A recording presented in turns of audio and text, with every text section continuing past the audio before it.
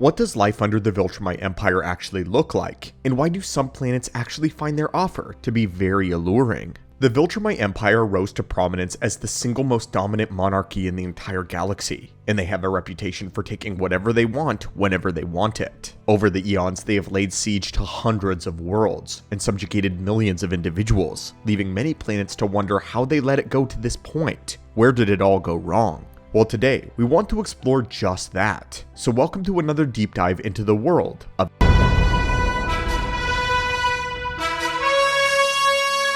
In the olden days of the Viltrumite Empire, a legion would be sent to any world that the Empire wanted to assimilate, and they would be able to conquer the world by force in just a matter of days or even weeks. Entire governments would bend the knee to the tyranny of Viltrum. But after that, what actually happens next? Do the stories of greatness and prosperity under the Empire actually have a whisper of truth to them? Well, in some cases, yes they do. Viltrumites only send one ambassador to a world in the modern era. This is done in order to persuade them, to encourage the world in question to embrace the Empire without using force. And if they ever truly have to turn to force if the world resists, then it will be conquered swiftly. But fewer worlds actually are doing this now in the more modern era. Instead, they are graced with a hero, who claims to be from the World Betterment Committee, and their mission is said about bringing security and peace to the planets across the galaxy. These guardians are the strongest in the universe, and will protect the world in question from any and all threats, both foreign and domestic. Whenever a planet is in danger, this benevolent protector will be there to safeguard anyone who needs them.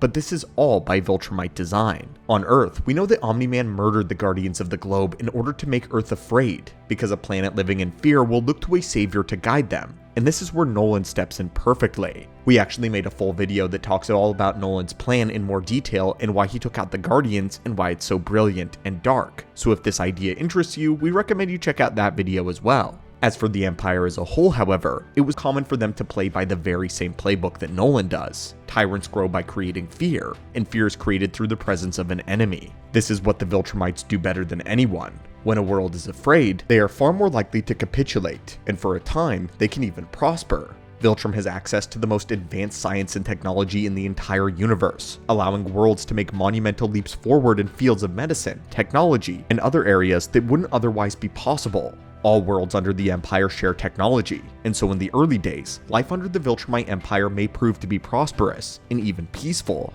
But we do have to remember just how thin the Viltrumite Empire actually is. Their officers have to leave in order to conquer other planets, and they cannot leave planets to fend for themselves. Otherwise, they are not conquerors at all, merely visitors who had long-term effects. Therefore, they need a security force. But luckily for the Viltrumites, they have an entire galaxy of individuals that can be conscripted and need reason to join them. After all, a soldier would need very good incentive to leave their homeworld and fly halfway across the galaxy just to police an empire in a world that they know next to nothing about. And when the Viltrumite Empire needs something, narratives will be formed. Take the asteroid prison where the Viltrumites kept Nolan and Alan for an example. No one tasked with guarding the prison is actually a Viltrumite. They were brought from a world that Viltrum has under their thumb, and they are not the only planet that has suffered this. Viltrum once again has to fall back on their oldest trick, which is creating fear. When one is afraid, they are more likely to sacrifice for the safety of themselves and others. This is where the Viltrumites want the planets that they subjugate and conquer. They want them fearful. Keep in mind though, that when these worlds trade away pieces of their rights, they don't often begin with their own freedom. More likely, they are persuaded into trading away the rights of their neighbors. Viltrum may actually take a world and believe another planet is filled with savages, believing that it is their responsibility to bring civility to this new planet. Perhaps the planet cannot be trusted for one reason or another, and if they are not controlled, then their savagery will make its way here, to their home.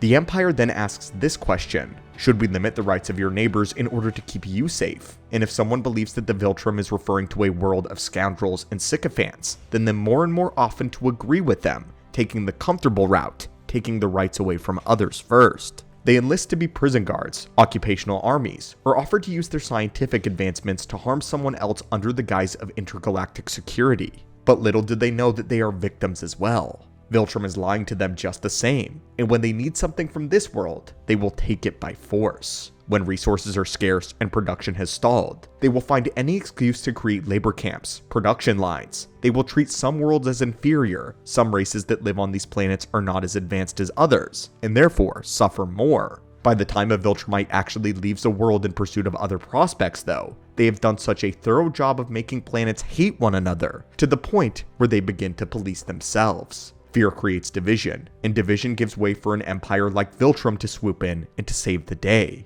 Even if Viltrum itself is the cause of these problems, this is why Viltrum needed such a drastic overhaul in regards to their public perception and how they conquered worlds. In the distant past, planets could equate violence with proper enemies, since Viltrum was the one enacting direct violence on the planets that they were conquering. If they attacked, then they were the enemy. And this was much more clear-cut back when Viltrum's numbers were prosperous and far more dangerous. The coalition of planets was formed by Thetis as a way to resist the growing tyranny of the Viltrumite Empire, and word got around because the Viltrumites were so outwardly malicious. They leveled entire worlds, enacted genocide on entire species, including Alan's own homeworld of Unopa and many others. When they did so through force, the answer is clear, but it's not anymore. In this way, people died, cities and planets were destroyed, and nothing was left to claim as profit. They would also lose a lot of slave labor during the fighting on the worlds. The Viltrumites did not have proper access to a world's resources because their cities were now in complete ruin,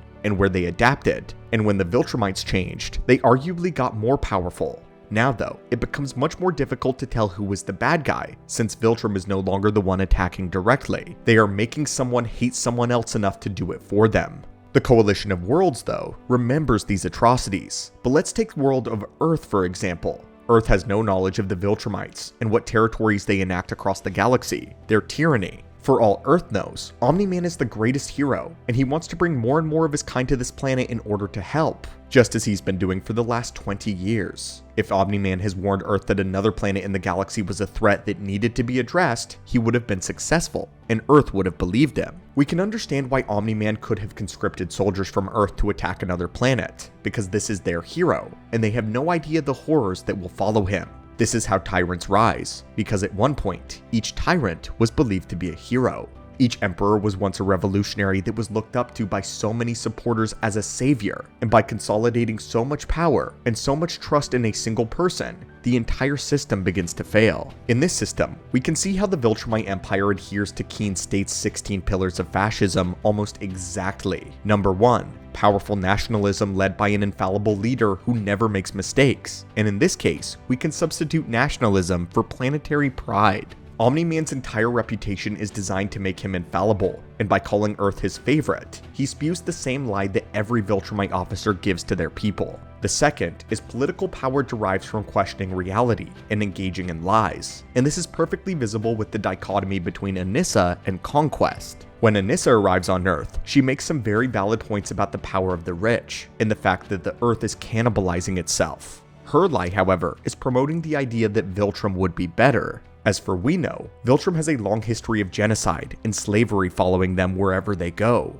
Conquest is at least honest about why he's here. He's not there to peddle the greatness of the Empire, but to get his own hands dirty, proving that the mythic Empire's power still actually exists. They have created a legend surrounding an ideal society, similar to modern day, when the world romanticizes a nation state like Rome in its heyday. They show an image of an empire without ever getting into the gritty details of what it would mean to live in this perfect world. This is the image that Anissa is trying to sell Mark. And 3, we have a fixation with victimhood, or decline, which both Nolan and Anissa pull in their very speeches to Mark. This is the other half of what Anissa is saying, about how the Earth is deteriorating and needs salvation. How human beings are incapable of policing themselves because whenever they do, they lead their world to ruin.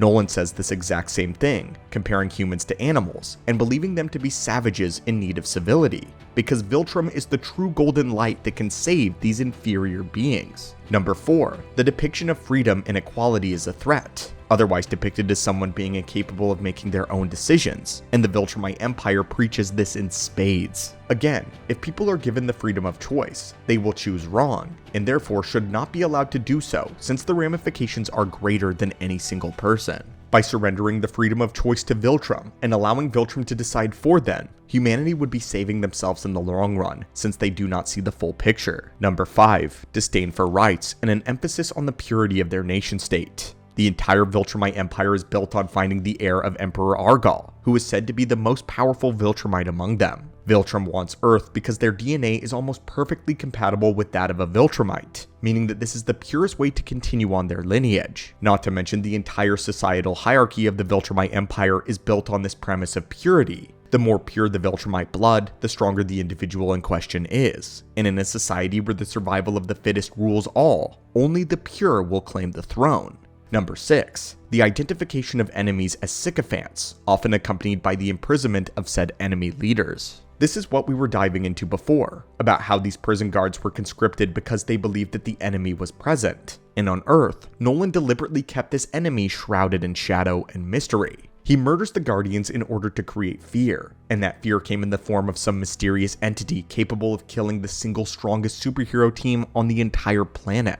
If the planet does eventually conform, then these enemies are oftentimes made up of dissenters who speak out against the greatness of the Viltrum Empire. Though Earth has not gotten that far in the assimilation process, we must move on to number 7, supremacy of a military. Need we say more here? Viltrum is widely militaristic, an imperialistic nation-state, where military service is idolized. Every Viltrumite is bred to be a warrior, and weakness is a scourge that the planet cannot allow. Only the strong survive, and if so a Viltrumite wishes to survive, they must learn the ways of violence and military prowess. Otherwise, they are viewed as useless. 8 is rampant sexism, which surprisingly enough seems to be one that the Viltrumites do not completely adhere to. If one is strong enough to survive the trials of combat, then they are strong enough to become a Viltrumite officer. Number 9, control of mass media to undermine truth and to create a narrative. By keeping their past hidden from worlds such as Earth, they prevent anyone from hearing about the atrocities and genocides that the Viltrumites have committed. And so if Viltrum can isolate planets like Earth, then they can make sure that Earth only hears what they want them to. Nolan and Anissa can talk about the greatness of the Empire, the advances in cultural dominance, and peddle a narrative where medicine is perfected, governments are fixed overnight, and society as we know it is given a guiding hand on the wheel. But a lie of omission is still a lie, and so if Nolan and Anissa are not forthcoming about the past of the Viltrumite Empire, then they are adhering to the 9th cornerstone, ensuring that no one has the full truth. At 10, we have an obsession with national security, crime, and punishment. This goes back to Nolan's murder of the Guardians, one where Nolan is painting the image of the Earth being under attack. Someone is strong enough to kill the Guardians, and made the deliberate choice to do so, which means that someone is planning to go on the offense. Number 11, intertwining government and religion. And even though Viltrum does not follow any earthly religion, they do follow their own customs that influence how their government runs and functions. They believe heavily in the supremacy of pure-blooded Viltrumites, which has guided their ruling class for eons. This is how they build their government, not based on who is the most intelligent or the most qualified, but who can hurt someone else the most effectively. They are not seeking the heir to Argal because they would be the best public speaker or the best diplomat. They are seeking the heir to Argal because they would be the strongest, the most easily capable of committing any act of violence. Violence is their religion, even if it does not have a deity in the traditional sense, and they allow it to cloud their judgment for how an effective government should be run. If the Viltrumites allow their own personal beliefs to shape their government, and they impress those beliefs onto others, then they fall into the 11th point. Number 12, protection of corporate power at the expense of workers' rights. This is its very definition of slavery, which we know Viltrum practices very regularly. They allow labor camp operators to act with impunity when deciding how to treat their workers, including unruly hours, inhumane conditions, lack of medical treatment in the event of an accident, and many other factors. The premise of the point 12, however, is that the wealthy retain power, and those beneath them have rights stripped away systematically. And as we mentioned before, sometimes it's neighbors taking rights away from others through fear. Number 13, disdain for arts and intellectuals that do not adhere to the narrative of the Empire, which goes back to why Viltrum goes to such great lengths in order to stop news from spreading. They want to control history, and they want to punish those who call out the past behaviors of the Empire. Number 14, favoritism to loyalty over competence. This means that loyalty to the leader is more important than intelligence or qualifications. If someone swears their fealty to the Viltrum Empire, then it doesn't matter if someone else is more qualified or would even do a better job. The loyal is always granted favoritism. And number 15, the pursuit of a one-party state. This is also rather self-explanatory, since Viltrum is a monarchy where the emperor rules. There is no such thing as a second party in the Viltrumite government. And the truth is there is no such thing as a Viltrumite election. No avenue to present a new voice to the Viltrumite leadership because the will of the emperor is law, regardless of what the people want or say. The very definition of a one-party state is to have a king. And finally, we reach number 16, the expansion of territory through armed conflict. This one is also self-explanatory. This is the dark truth that is revealed about the Viltrumite Empire that makes them the enemy. This is how Viltrum rose to power, because this is how tyrants rise. Even if the initial allure seems appealing to so many planets fall under the spell of an economic and technological prosperity, allowing them to reach the riches of other worlds. They believe that one ruler such as Omni-Man can make decisions for an entire people to secure their peace and prosperity, even if some neighbors have to lose their rights in order to do so. But anyway, my friends, what do you think about the allure of the Viltrumite Empire, and how it's able to entice and entrance so many worlds to their cause, with so many empty promises? As always, my friends, smash that subscribe button for more comic and Invincible lore, and I hope you have a great day.